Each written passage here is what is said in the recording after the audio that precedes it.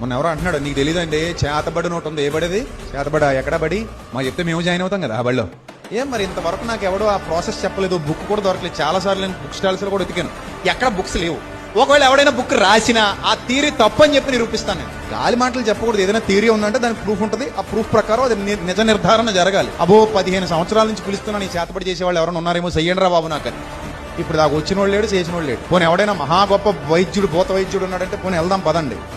ఎంటికలు కావాలంటే గుండె చేయించుకుని మరి ఇచ్చేస్తాను మొత్తం. బ్లడ్ కావాలంటే పోనీ తీసిస్తాను శాంపుల్, పెట్టుకోమనండి. చపాతి పిండితో బొమ్మ చేస్తాడో, లేకపోతే పిల్లలకి ఇచ్చే బాలాంతరం పిండితో బొమ్మ చేస్తాడో, దాంతో చేస్తాడో, పిండి చేసుకోమనండి. పోనీ ఆ పిండికి ఏమైనా నా ఫోటో అంటిస్తాడు, మేము పాస్పోర్ట్ సైజ్ ఫోటో కూడా ఇస్తాను. పోనీ అంటించుకోమనండి, చేయమనండి. నాకు ఏం చేస్తాడో చేతబడి అంతా ఉట్టిదే.